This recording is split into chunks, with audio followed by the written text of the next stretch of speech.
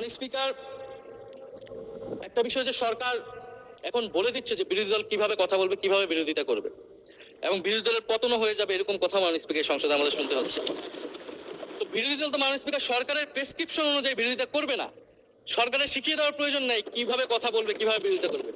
বিরোধী দল বিরোধিতা করবে, সমালোচনা করবে, জনগণ এটা ঠিক করবে বিরোধী দলকে কতটুকু সমর্থন দিবে কি দিবে না। এবং বিরোধী দলের রাজনীতি মাননীয় স্পিকার বিএনপি করেছে, আমরা দেখেছি, তখন ছোট ছিলাম।